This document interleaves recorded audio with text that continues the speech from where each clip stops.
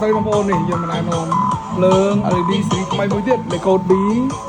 201មានមកវា5នៅក្នុងម៉ាស៊ីនតែមួយបាទបាច់វាលយបងប្អូនណាហើយខ្ញុំមកឲ្យមើលបាច់មួយនេះមានតេឡេណាបាច់មួយមកគឺឃើញស្អាតបងប្អូននេះតេឡេរបស់វាមានមកនេះច្រើនណាបាច់ទី1 ទី2របស់វាបាទទី2របស់វានេះចេញមកស្អាត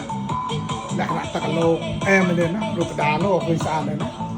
នេះខ្ញុំដាក់ពេលថ្ងៃខ្ញុំតែពេលថ្ងៃបងប្អូនមើលពីច្រើនដោយសារអ្នកខ្លះគាត់ចេះគាត់ហ្នឹងចង់ភ្លើងមិនដាក់ទៅយប់ទេដាក់ទៅថ្ងៃវិញខ្ញុំតែឲ្យមើលពេលភ្លឺវិញណាបាទនេះលេខ3របស់វានេះចេញ laser អញ្ចឹងស្អាតដែរណា laser វាលោទៅនេះប្លែកបាទ4 laser ហើយវាមានផ្ទះទៀតណាវាលោផ្ទះពណ៌លឿងស្លុបអញ្ចឹងទៅបាទលេខ5 6អូនេះវាអូតូហើយស្អាតចេញមកលោទៅណាយើងចង់ឲ្យវាលឿនយើងអាចឆ្លងល្បឿននេះដែរនេះ speed របស់វាអូ top 3ណាបាទបងប្អូនរស់ណាណាម៉ូដថ្មីអាចលេងបាននៅក្នុងពេលចូលឆ្នាំខ្មែរខាងមុខនេះអញ្ចឹងតម្លៃក៏ពិសេសដែរអូខេអរគុណច្រើន